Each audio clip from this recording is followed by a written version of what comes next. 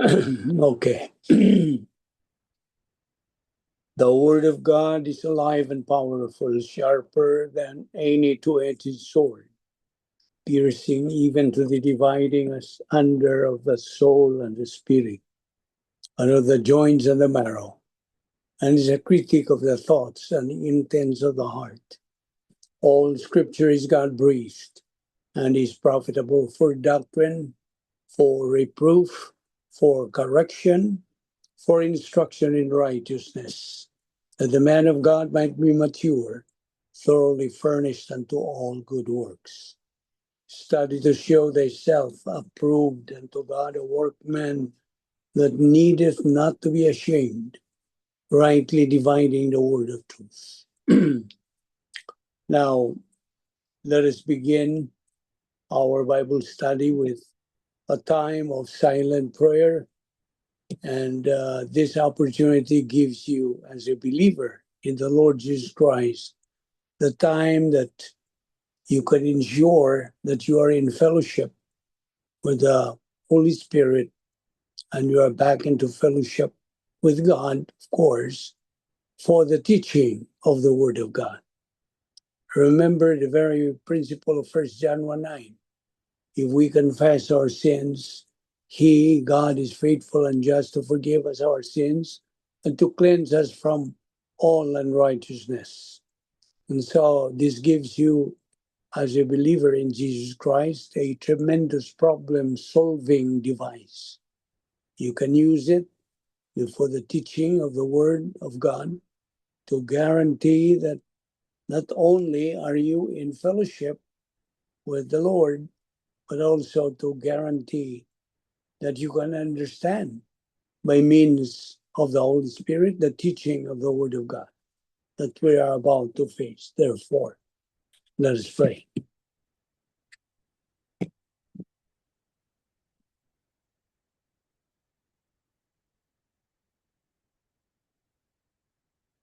Heavenly Father, because we belong to Thee, we have the right and the privilege of fulfilling the function of our priesthood by listening to the teaching of Your Word. We recognize, Father, that our growth, our orientation to life, our understanding of Your plan, Your purpose, Your design for each one of us is based upon the constant, daily, consistent assimilation of Your Word. We recognize, Father, that there is no substitute to Your Word, that there is no capacity for our life that can be counterfeited apart from what we have because of Thee. We thank You, Heavenly Father, for Your faithfulness, for taking us here once again so we can continue our intake of Your Word.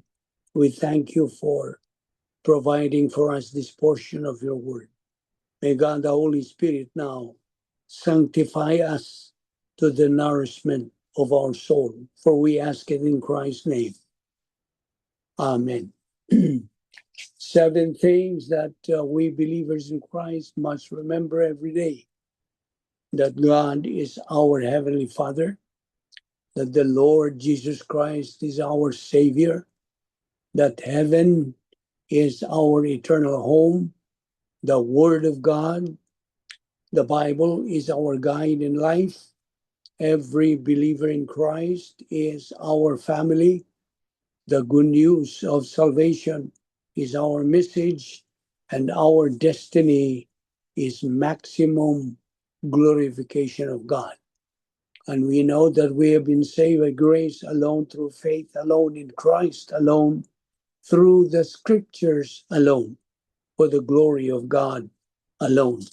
And also we must remember the things that we have possessed at the point of salvation. We were imputed eternal life. We were imputed God's perfect righteousness and the Lord Jesus Christ's perfect righteousness, making it a double portion. Hence, we are declared righteous. We were baptized by God the Holy Spirit, putting us in union with Christ. We have been declared born again, We are now called believers in Christ. Our names can now be found written in the Lamb's book of eternal life. God is now our Heavenly Father. We became children of God according to John 1:12. We have been entered into the protocol plan of God.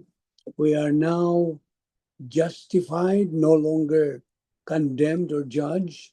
We became the church, ecclesia in Greek, which means the called out ones. And as church, we belong to the mystical body of Christ on this earth. And once this body becomes complete, God is going to rapture it, harpatsud, in the twinkling of an eye. We became recipients of 39 irrevocable absolutes. We have been sealed by God the Holy Spirit. We are called saints. We are now forgiven and cleansed of the unpardonable sin. Now, to start with today's Tuesday edition, I would like to welcome once again our viewers, our members of our Zoom Bible study from Australia. How is Alex doing?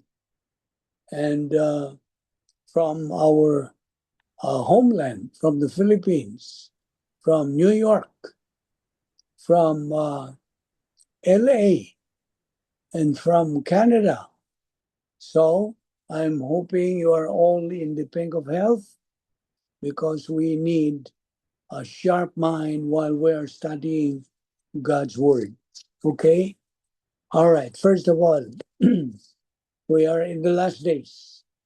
As Perilous Times said, the Word of God declares in Matthew 24, 6-8, and ye shall hear of wars and rumors of wars.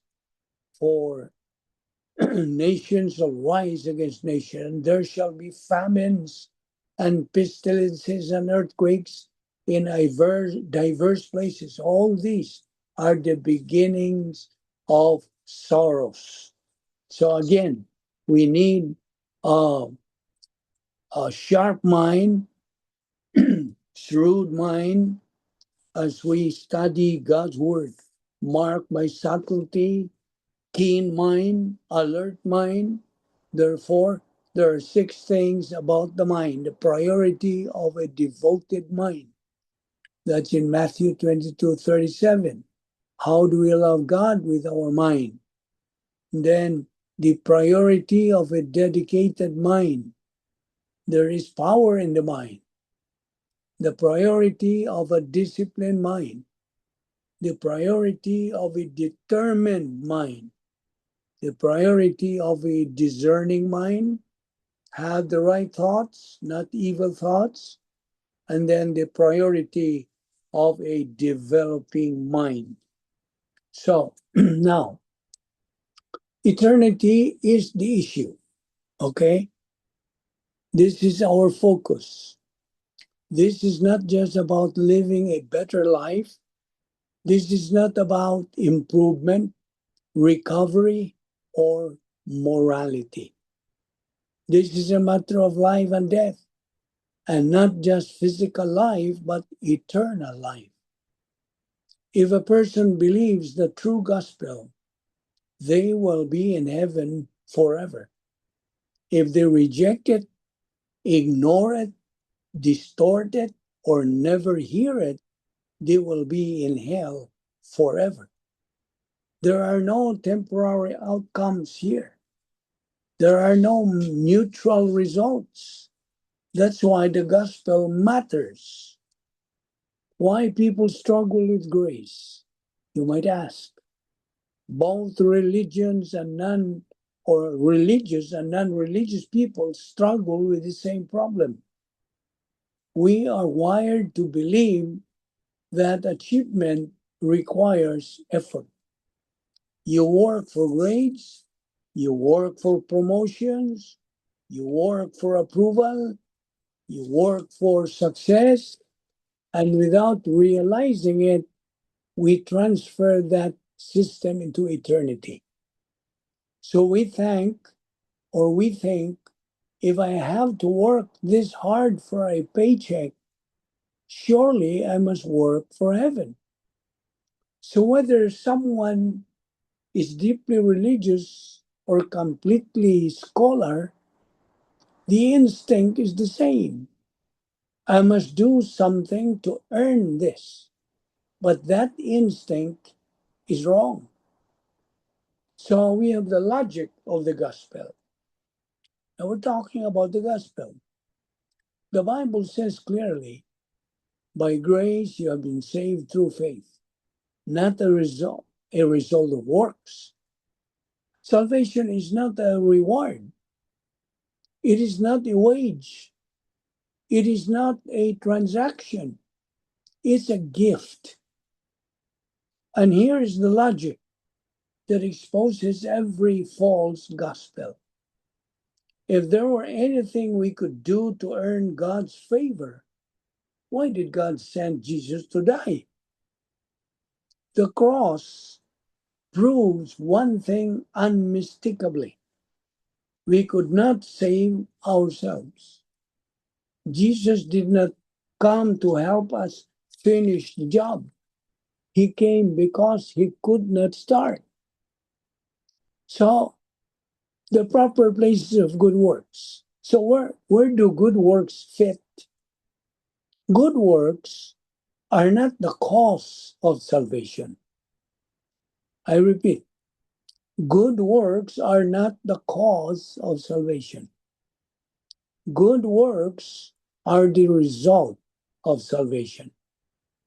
They are a fruit, not a foundation, a response, not a requirement. It's gratitude, not payment. You see, in Ephesians 2, verse 10, it says, we are his workmanship, created in Christ Jesus for good works. Now, try to notice the order here. Number one, saved by grace. Number two, created in Christ.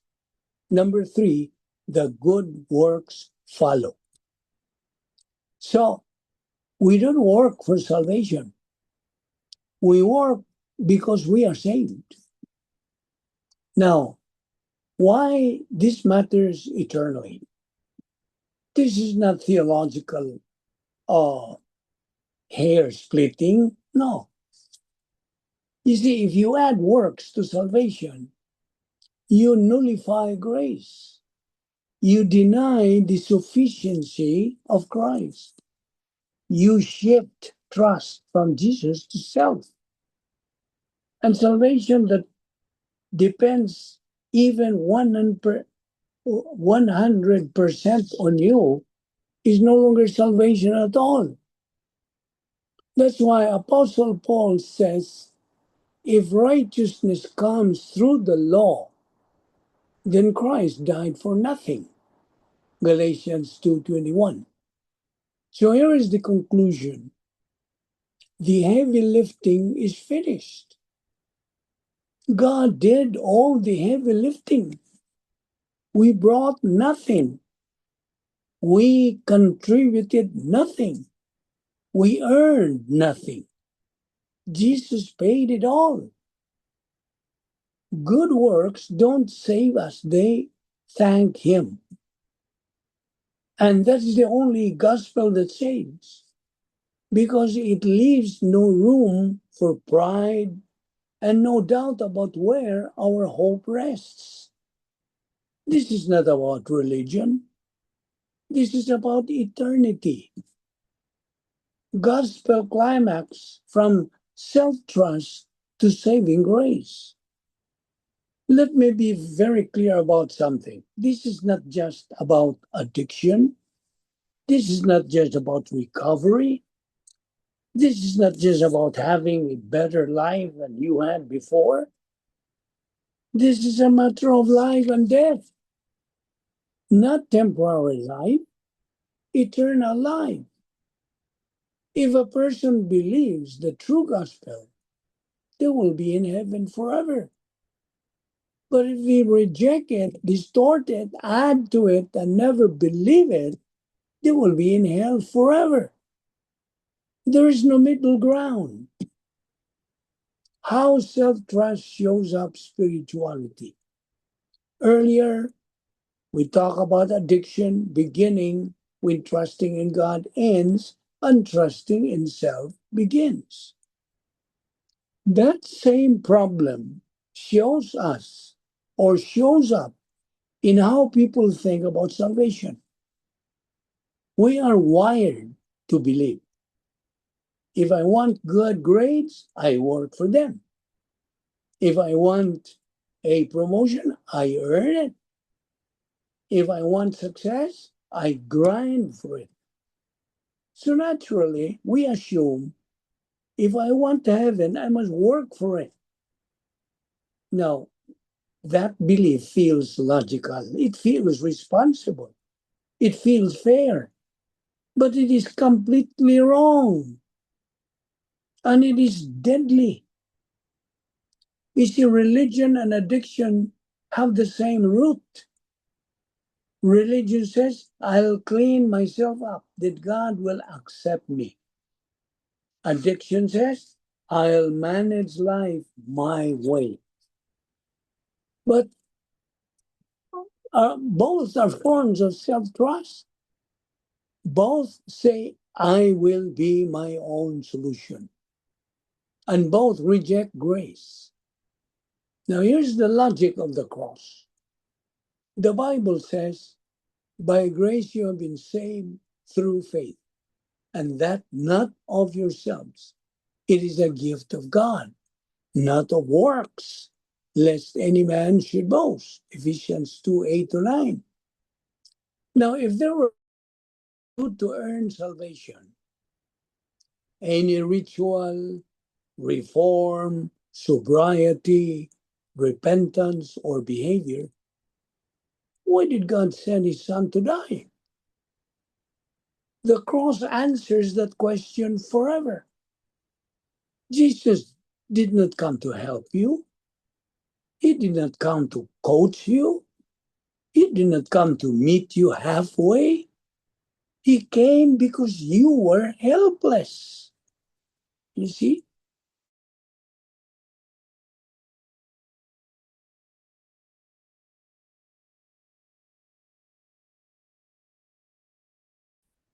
And that offends human pride, I know. Where God works actually belong. So where do good works fit?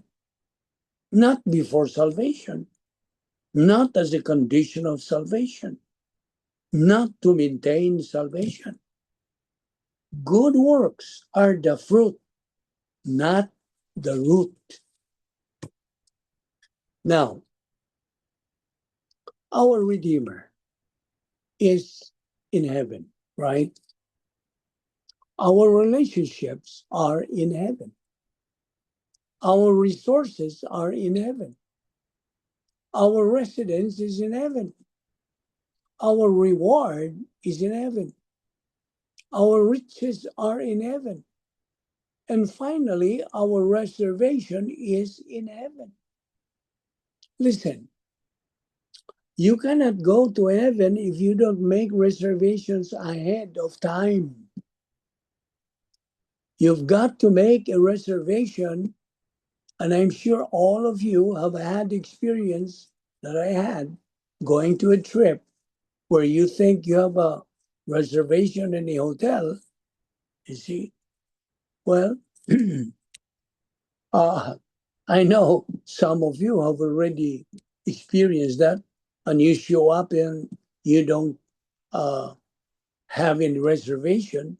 You go in there and they don't have a reservation and they don't have any extra rooms. And so you're stuck and you're turning all over town trying to find a place to sleep. Well, that happened perhaps to some of you. Well, you may be okay with that now. You can deal with it. But that's not what you want to experience when you get to heaven. You don't want to be without a reservation there. That's why When you get to heaven, God is going to say to you something like this: why should I let you into my heaven? And if your reservation ticket is not stamped with a personal relationship with Jesus Christ, you will be denied entrance into heaven. Well, the Bible says Jesus is the way, the truth, and the life, and no man goes to the Father or heaven except through our Lord Jesus Christ, our Savior. If you don't know Jesus Christ, you cannot go to heaven. You say, well, Pastor, I grew up in a different tradition. That's wonderful. I'm okay with that. But the tradition of any of us does not matter. All of us have traditions. The important thing is, what does the Bible say and what does God want us to know? And God wants us to know that one day we will stand before God and give an answer for why we should go to heaven. And the answer must be better right. And you put your trust in Jesus Christ. You say, well, I've raised good children. That's wonderful. Congratulations. But that won't let you into heaven. Well, I've lived a good moral life. We need some more people to do that. But that won't get you to heaven. You listen. There is no other way to go to heaven except by putting your trust in the Lord Jesus Christ and asking Him to be your own personal Savior and forgive your sin. If you put your trust in Jesus Christ, you punch your ticket to heaven. Now, God wants you to know this verse. Now, I am addressing to you, unbeliever. The Lord Jesus Christ said, I tell you, but except you repent, ye shall all likewise perish. Now, judgment day is near. Hell is no joke. Jesus came to rescue you from that destruction. People on earth hate the word repent, but people in hell wish they could hear it one more time. If you believe this, consider it seriously. You see, in Mark 16, verse 16, whoever believes and is baptized will be saved, but whoever does not believe will be condemned. That's the word of God. And so, here is something from Spiritually Alive. If you are here today, I want you to be really sure. I want you to be really sure that you are saved.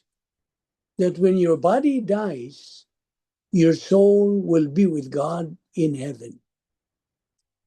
Because the Bible says, I'm not the one saying this, huh? It's the Bible that's saying. I'm just saying because what the Bible says that you can know. You can know.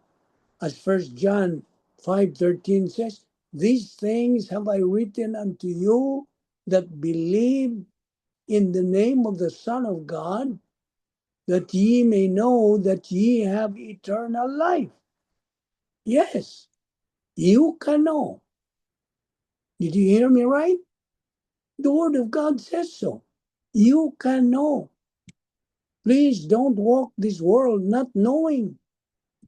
The reason why God wrote the Bible, His Word, is that you and I can be certain in life, can be very sure in life.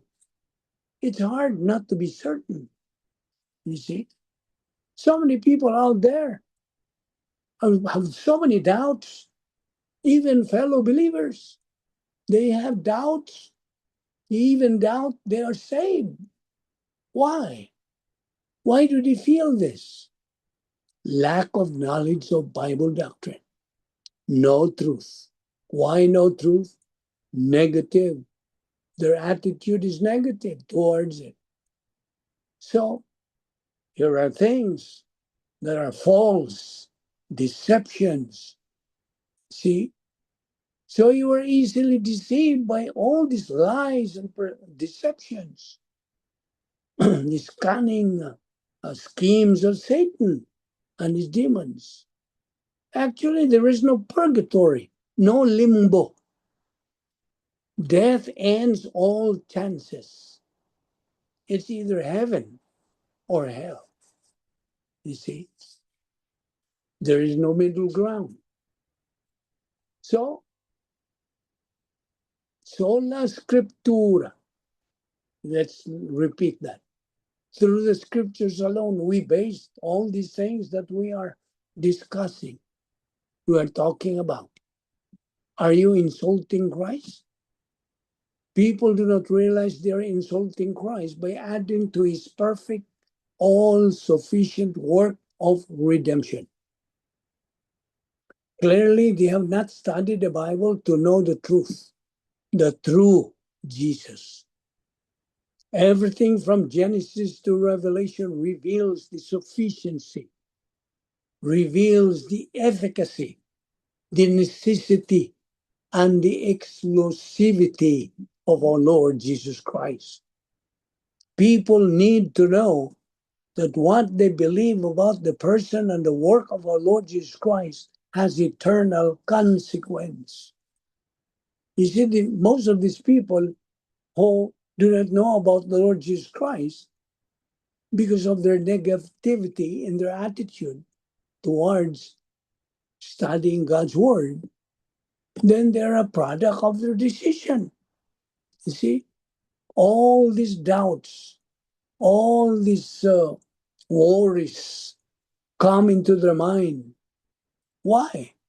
That's the reason for being negative to the Word of God. No one's to blame except themselves. You see? So, what is the gospel? You might ask. For you, unbeliever, what is the gospel? The word gospel comes from the original Greek word evangelion, which means good news. Okay? Now, what does good news really mean? Well, according to the Bible, because there is a big problem of sin. Romans 3:23 says, "For all have sinned and come short of the glory of God." That means all of us, no exception. All members of the human race have sinned against God, no matter how good a person we are. And so, not a single one of us has ever reached God's level of perfection, because God's standard is perfection. Besides, he is holy. Not the stain of sin is in him. He is righteous. He is absolutely perfect. In fact, there is nobody like him. So all our righteousness, all our good deeds do not and never meet God's perfect standard. All our human good works or even are even described in Isaiah 64:6 as filthy rags. So that's actually what we are offering to God, filthy rags. All an abomination to him. That means that no man is truly good. Only God is good.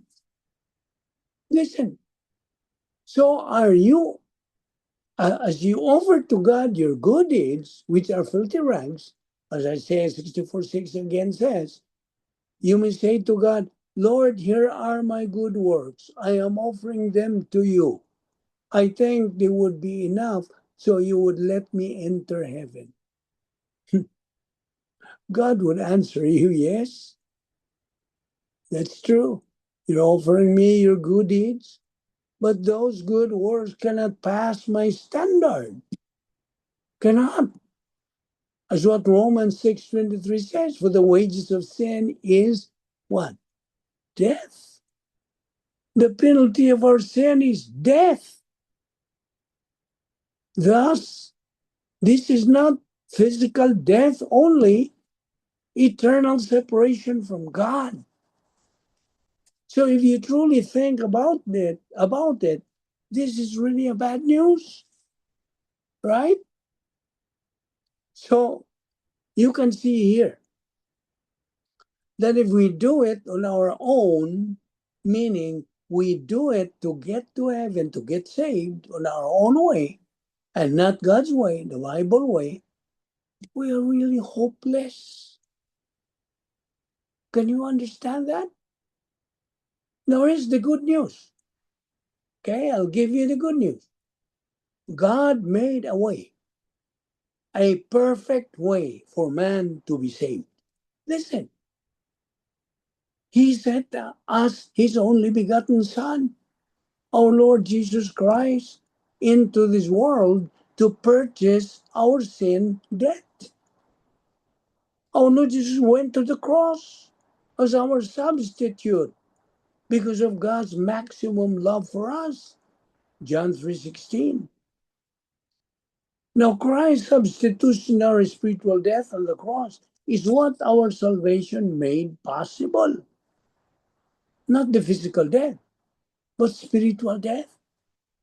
All that you have to do now is simply to believe on what Christ has done at the cross. That's it. Faith is what God requires, nothing else. Faith is what God requires. Believe on the Lord Jesus Christ, and thou shalt be saved. Acts 16:31. Now you see, the Bible, containing the very words of God, is the absolute truth. God Almighty said it. I believe it. That settles it. I'm responding to it. Responding to the absolute truth. The entire Holy Bible, and specifically the gospel of our Lord Jesus Christ, including Holy Bible prophecy. That's why we are mandated, we are exhorted to study it, learn it, believe it, and apply it in your life as a believer in Christ, as though your very life depends upon it, because it does. Now, you have been preparing yourself for many, many mundane things, like you have provided for your old age. Now, you get your pension, you've got your Social Security, Medicare, Medicaid, medical, and all the rest of it, but not for eternity forever. You see, you young people listening, viewing our Zoom Bible study, perhaps you would say, I don't have to think about that for many years to come. Listen, you may have to think about it tonight or today. You know what? You never know when our moment is coming. Listen very well. God never promises that you will be alive tomorrow. He never promises. But from heaven, there came a voice that said, Thou fool. That's the voice from heaven. Thou fool.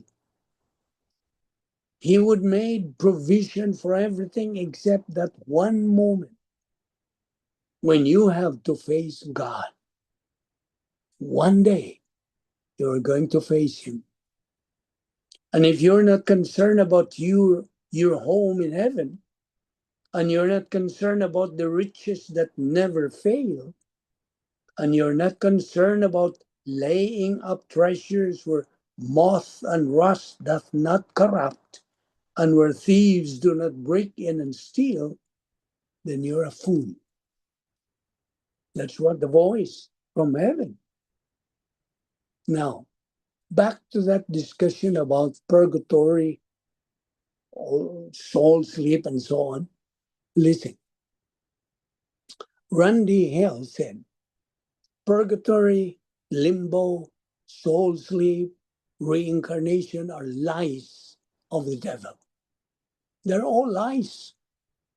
According to the Catholic Encyclopedia, purgatory is a place or condition of temporal punishment for those who, departing this life in God's grace, are not entirely free from venial faults or have not fully paid the satisfaction due to the transgressions. To summarize, in Catholic theology, purgatory is a place that a Christian soul goes to after death to be cleansed of the sins that had not been fully satisfied during life. Now, is this deduction of purgatory in agreement with the Bible? I'm asking you. If you are a Catholic and you believe this doctrine of purgatory, is this doctrine in agreement with the Bible? Absolutely not. Jesus died to pay the penalty for all of our sins. Romans 5:8. Isaiah 53:5 declares, but he was pierced for our transgressions. He was crushed for our iniquities. The punishment that brought us peace was upon him, and by his wounds we are healed. Our Lord Jesus Christ suffered for our sins so that we could be delivered from suffering. To say that we must also suffer for our sins is to say that Jesus' suffering was insufficient. You see? To say that we must atone for our sins by cleansing in purgatory is to deny the sufficiency of the what? The atoning sacrifice of our Lord Jesus Christ. 1 John 2:2. The idea that those who are saved by grace through faith have to suffer for their sins after death is contrary to everything the Bible says about salvation. You see? Now, you see, the moment your soul leaves your body, the Bible says you are not abandoned to be absent from the body, is to be present with the Lord. 2 Corinthians 5:8. Your final breath on earth becomes your first breath in eternity. I'll repeat.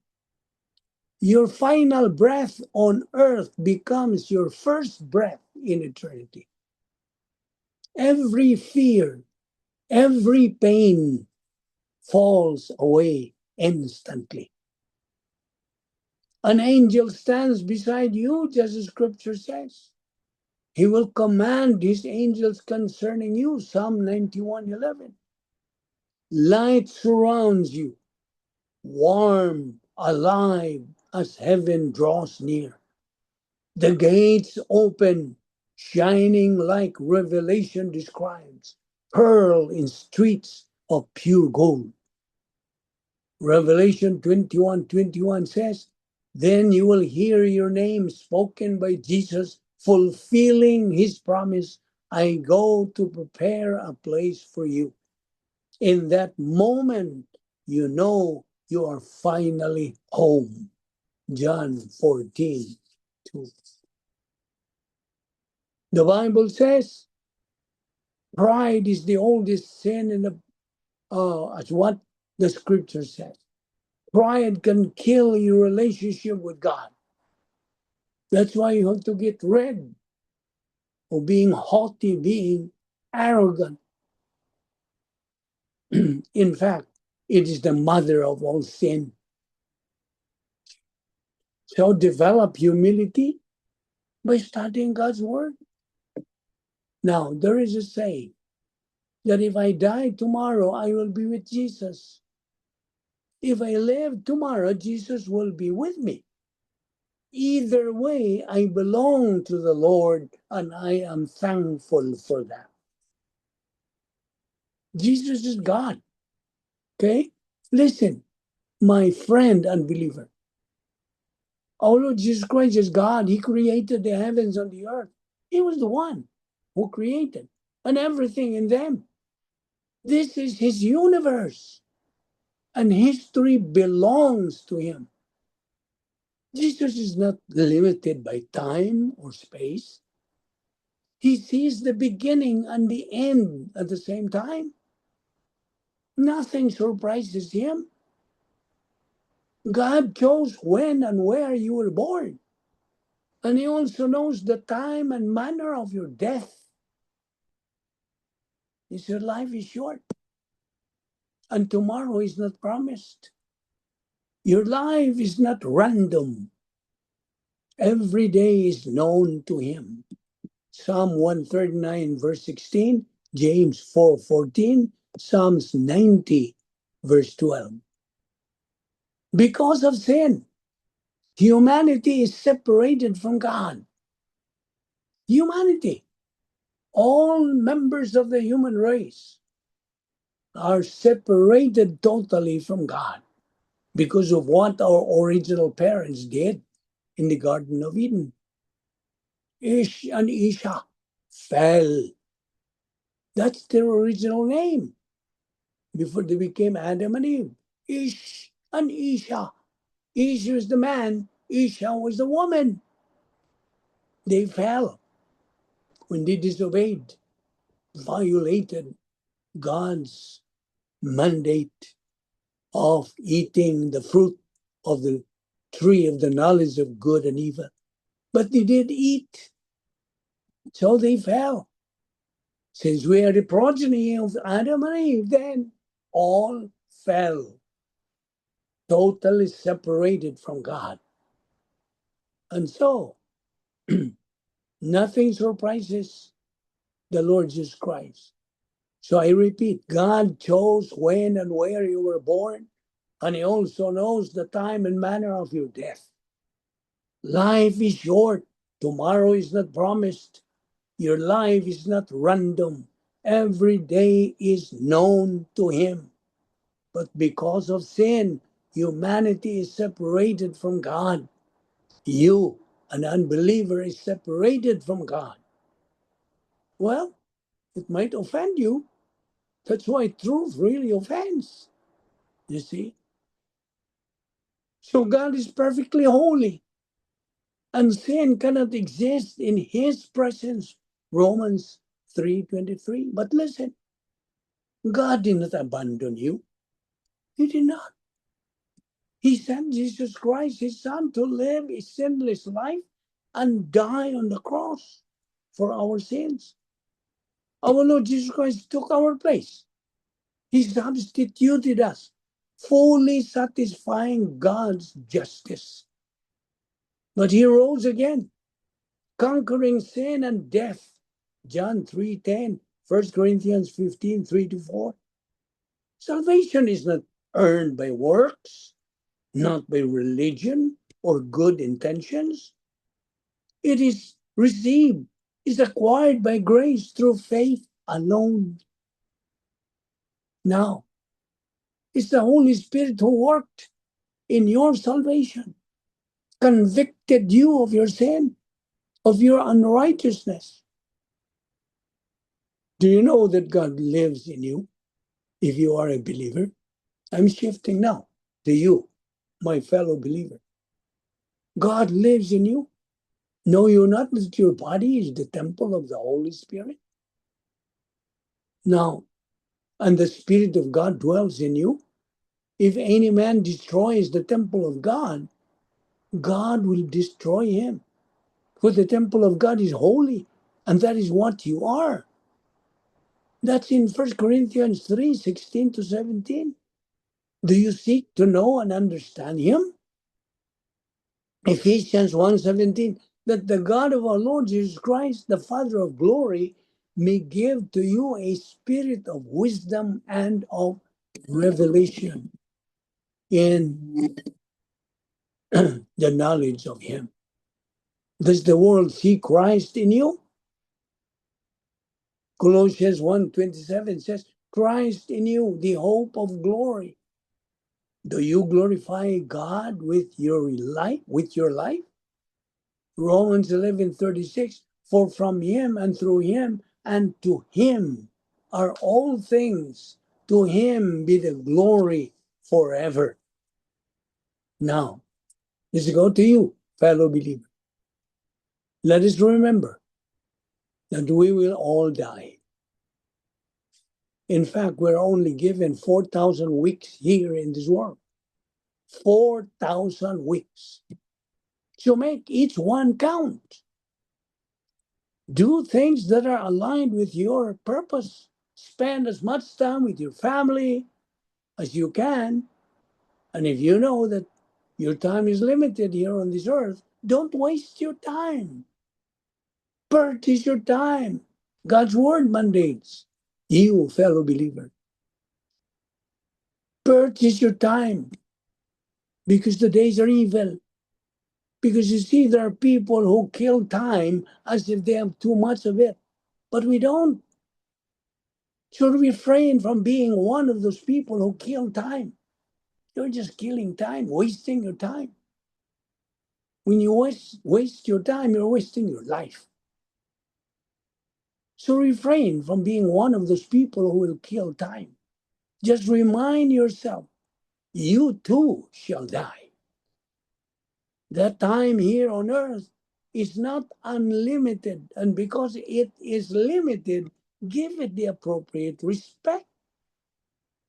Give it the value that it deserves and spend it wisely. Now, our Lord Jesus Christ will be coming soon during the rapture.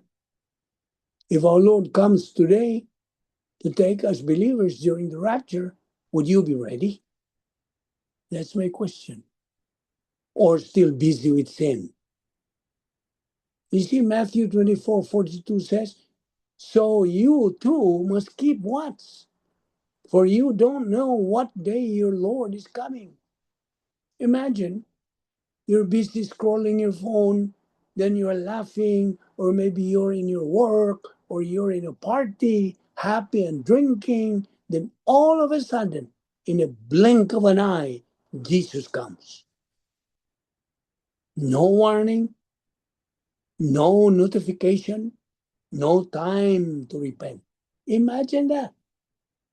In the blink of an eye, everything that once mattered to you, your job, your money, your fame, your popularity, your social status, your pride, suddenly they become meaningless. I just want to share with you this wake up call, my friends, my friend, fellow believer. Of course, this is mostly addressed to unbelievers. If you are an unbeliever, you cannot join. You cannot uh, join this eventful moment, the prophetic event, the rapture.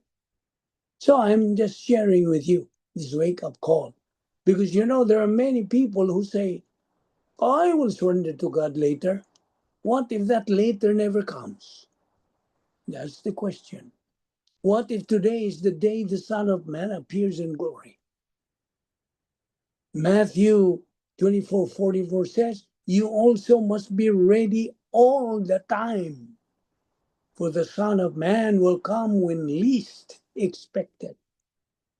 The Lord does not come when the world would be ready, but at the time when people are doing evil and other abominable activities where they think they are okay for them to do, and that's normal for them to engage in, as what's going on in our day and age. That's why we are bringing to your attention as a reminder that if you know that you would meet Jesus today, for example, if you know he's going to come tonight at 8 o'clock, how would you live your life? So if you know that the Lord will come at 8 p.m., how would you live your life for the rest of your remaining hours? As a believer, you are supposed to know what you are gonna do. What are you going? What are you doing in your last minute in this world before the rapture comes? Are you purchasing the time? Are you making up the time or just wasting your time? You see, all these things that are happening in the world today is a wake up call that the Lord is coming soon. You see, there's a lot of talk right now about war. There is war going on, you see. And I just need to remind all of you of something. God already told us that this would happen, and it's happening. He also told us not to be afraid. Did you hear that? God told us not to be afraid when this comes, this is happening. Our Lord Jesus Christ said, "You will hear of wars and rumors of wars, but do not be alarmed." That means panic is not our assignment. The world prepares with weapons, but God tells his people, prepare with faith. Strengthen your faith, your trust in me. The world prepares with weapons. Psalm 91 says, he is our refuge and our fortress. Isaiah 54 says, no weapon formed against you shall prosper. Remember, you don't need to live in fear of what's coming when you live in alignment with who is in control. God is in control. We are not called to panic. We are called to what? To stand. Are you able to stand strong? But if you don't have Bible doctrine in your soul, where can you find? Where can you get that strength? The strength comes from the Word of God. Now, here's one thing I would like to emphasize. Who only can forgive sins? Only God. Scripture clearly says that only God can forgive sins. Mark 2:7 says, who can forgive sins but God alone? Is this not a very clear statement from the scripture? In the Old Testament, Isaiah 43:25 also states, I, even I, am he who blots out your transgressions. In the New Testament, 1 John 1:9 says, if you confess your sins, he is faithful and what? Just to forgive you of your sins and to cleanse you of all unrighteousness. No passage states that a priest, an elder, or apostle possesses independent authority to forgive sins. Only God forgives sins. Now, a believer's death. Okay, let's talk about death. Are you afraid or scared to talk about death? A believer's death is victory. Okay? Philippians 1:21 says, for me, living is Christ and dying is profit. Actually, there are no accidents in the Christian life. God has a purpose for keeping you, believer, alive on this earth. But he also has a purpose for taking each one of us home to heaven at just the right time. You see, God's timing is what? Perfect. Ecclesiastes 3:1-2 says, there is a right time for everything. There is a time for every circumstance under heaven. There is a time to be born. There is a time to die. You see, life hangs by a very thin thread. And that thread can be snapped at any time, at any moment. None of us really knows when death will come.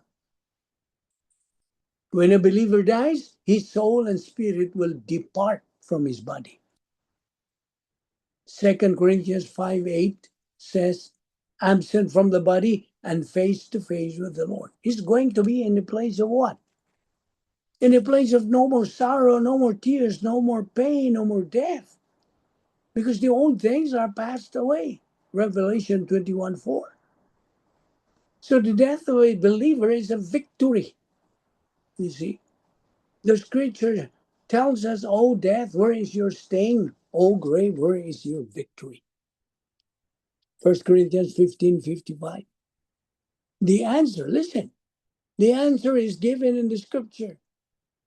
Thanks be to God who gives us the victory through our Lord Jesus Christ. 1 Corinthians 15:57. Now, listen very carefully. There is only one preparation for death. Only one. There is only one decision we can make during our life to prepare us for that moment when we depart from this life. During our lifetime on this earth, we make many, many decisions, right? Some are good, some are bad.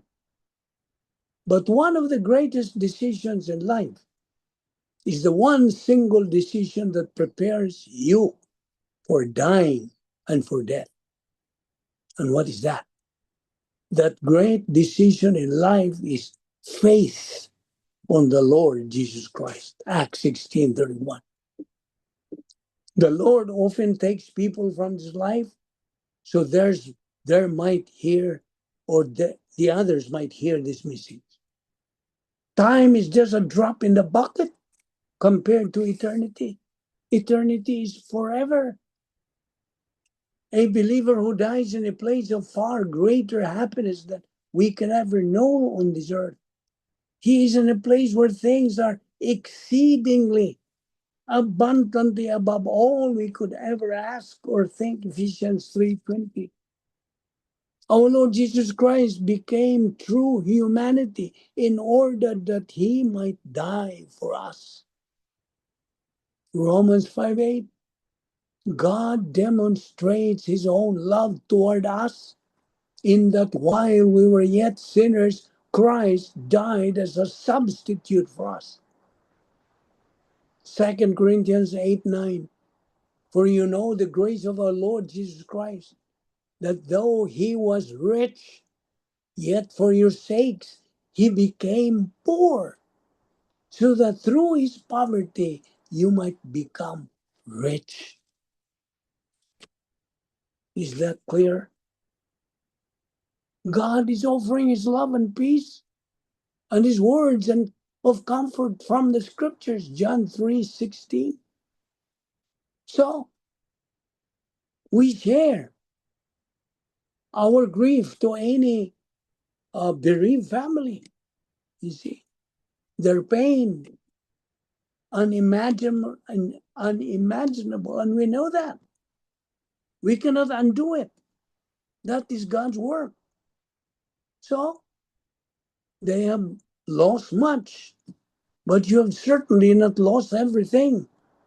Not everything, because he is a believer. We must remember God's principle is found in his words, that his timing is perfect. Every person's scheduled physical birth as well as physical death is perfect, because God, who is the planner and maker, is perfect. You see? And so we believers are citizens of heaven. That is in Philippians chapter 3, verse 20. The weight you carry is not light. Yes, it's not light. Shepherding souls in a world that misunderstands truth requires both courage and tenderness. Because some will question your firmness. Others will misinterpret your presence among unbelievers as compromise. But remember, our Lord was accused of the same. He moved toward sinners without surrendering holiness. As an under shepherd of Christ, you are called to do the same, present, yet set apart. Remember Our citizenship is in heaven. Epistle to the Philippians 3:20. That reality must shape your leadership. You are not guided by cultural trends, congressional pressure, or public approval, but by allegiance to Christ. So guard your private communion with God. Your public ministry will never be stronger than your secret prayer life. You're merely delivering sermons, you are stewarding the mysteries of God. So as you speak to Him, He speaks to you through His Word. So let Scripture anchor you or your convictions and soften your heart. Remember what the Lord said? You are the salt and the light. That's the Gospel of Matthew 5:13 to 16. And here is where we will start next week. Is there any question?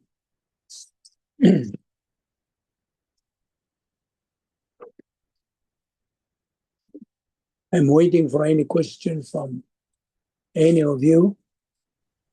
I What, I any have a question. I have a question, Ludovic. Go ahead. So someone asked me a set of questions. One of the questions were like, "Are you deserving hell? Are you deserving hell or heaven?" My answer was hell. I deserve hell because of Jesus. It's only grace, God's grace, that can get me to heaven um, by faith in Him, or by faith in Him, trusting in Jesus. Okay. I guess my question is, what's the difference of when someone asked me, if God ask you, pasudlon ka sa, what would you say to Him? Why would He let you into heaven? Into heaven. So if my answer is I believe in your Son, or I did something, that's emphasizing good works, because it's kind of saying I did something rather than Jesus did died on the cross for me.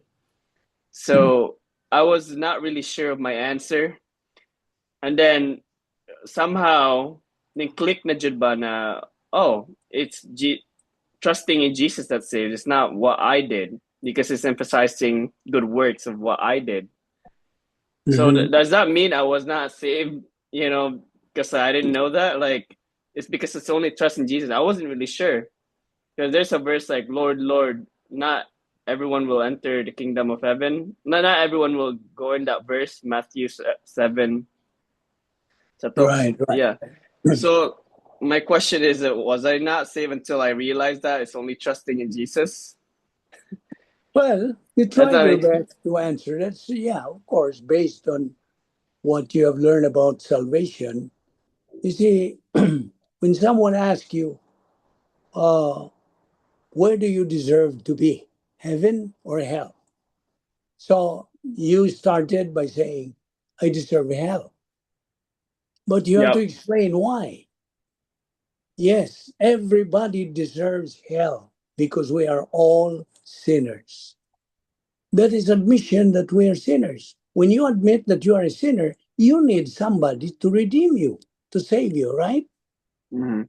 That's why when you said you deserve hell, you explained to them, I deserve hell because I'm a sinner. But since my Lord Jesus Christ died for my sins and purchased my sins at the cross, I'm forgiven. And that is grace. I accept it as grace because I believe in Ephesians 2:8 to 9 that says, we have been saved by grace through faith, that not of yourselves is a gift of God. You see? Now, I don't deserve hell. I deserve heaven because of that. Not because of what I have done. It is because of what Christ has done at the cross. That's why believers in Him, in Christ, deserve heaven now. Although originally, before they became Christians or believers, they deserve hell. But if you try to explain to them all members of the human race deserve hell. And not until they realize that they are sinners. Everybody can believe, but not all believe. That's true. That is true. Everybody believes, but not everybody can believe. Everybody, if you ask them, do you believe in Christ? Yes. But actually, they don't believe in Christ. They believe in themselves, in what they can do for their salvation. You see, they trust in their good deeds that they believe can get them to heaven by being good, by being a member of the church, or being a good person. All of those, you see, those are good deeds, which is described in the Bible as what? Filthy rags. Baho sa tubangan sa Diyos. Dili niya madawat. You see? Baho. Ang mga buhat ng mga maayo, baho. Ug dili na. They cannot get you to heaven. That's the one. That is the false gospel of Satan. He's propagating. Be good, and you can go to heaven. You see? That's why so many people go to hell because they believe in that false gospel of Satan that he is propagating. You see? Can you see the point? Mauna yung gipropagar ni Satanas. Be good. Pag binuutan lang. Be a member of the church. Oh, no enemies. You're a good person. Wala. You can go to heaven. But that is the opposite of the true gospel. The gospel is faith in Christ. You see? Faith in Christ and what he did at the cross. He died for your sins to purchase your sin debt in full. So sufficient na itong iyang gibuhat. All you have to do, what God requires, is that you believe in what he has done at the cross. That's it.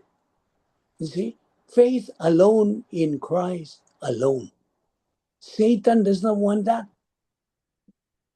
Mo sintag yun siya na, madili na. Mo salvation. So that's it. If you are not studying God's word, you are easily deceived by all these lies. No, no. That's why you want to ask yourself, what do I believe? Why do I believe it? And where is it found in the Bible? Pero dili ka mada sa mga tinunto ni Satanas. You see? That's why you are wise if you are studying God's word. Wise in the sense that you have the divine viewpoint and you are shaping your life. I mean, God is shaping your life into a divine viewpoint lifestyle. You see? And your thinking is divine viewpoint, no longer human viewpoint. Iyahan ni Satanas. So this is a fight. This is what we call the angelic conflict. I want you to realize that. So, claro? Claro, Lolovic. Okay, is there any other question?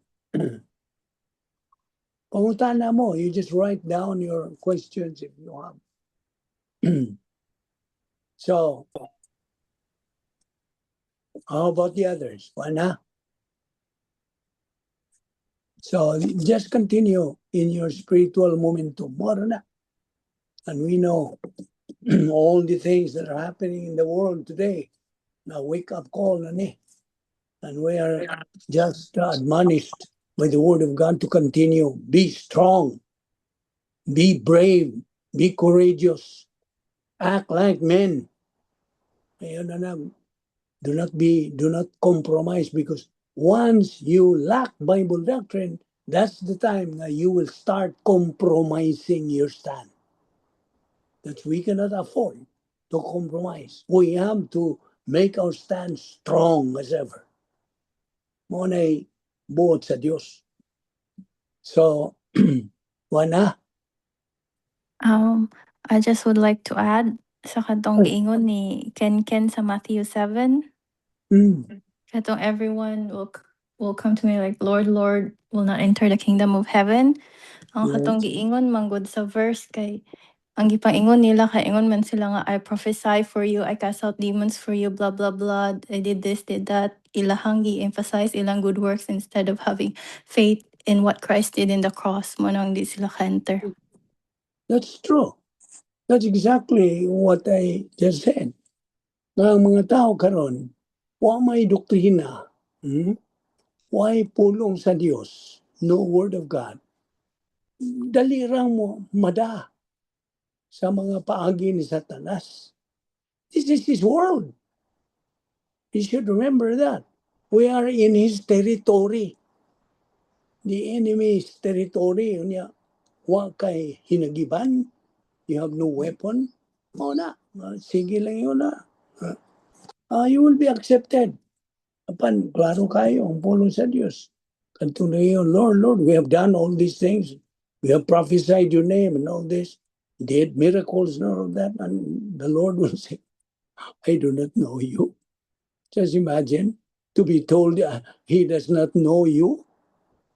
And you have been doing all those things. Kaayuhan sa imo rang kaugalingon. Not for the kingdom of God. You see? O na nga, we have to continue studying God's word. Kay kinira can open up more kanang riches of God's beauty, of course. That's why we encourage, admonish you and kanang nga kamo before our Bible study, before Mondays and Tuesdays come, excited na mo nga more doctrines na musod na po sa imong una-una. You see? You remember, Satan's objective, goal is to what? To saturate your mind with his human viewpoint. Saturate your mind. So, nag-ilog ang atong mind. Human viewpoint versus divine viewpoint. So, papiliun ta. God says, you choose. I've given you freedom to choose. I've given you free will. I respect whatever decision you make. Mona. You see how gentleman God is? How generous he is? And his understanding, his faithfulness. And he keeps on providing and providing all his divine assets. Aron ikaw mahimong kanang winner. And yet, you have the audacity to ignore it, to kanang reject it. Amon, ay gingon nga you are a product of your decision. You are a loser. And God does not want you to become so, as a loser. Kamo, mga batanon pa mo. I know, you still have a lot to go in life. Mo na nga itong gitunan kini karon while you are still in your early age, time to prepare. Because tomorrow may be too late. You see, God is making you a winner and be able to stand firm until nagyod nga kuhaon na taniya. Remember, tuhay mga rewards gahuwat nato sa langit, oy. Basi nakalimot ka. The rewards are there. God is preparing. Wapay labot ang inheritance. Giandam na niya before the creation of the world. All these things that we have been talking about. Okay, you have some questions. Next time, you just write down sa inyong mga question. di mo gusto nga to interrupt our discussion.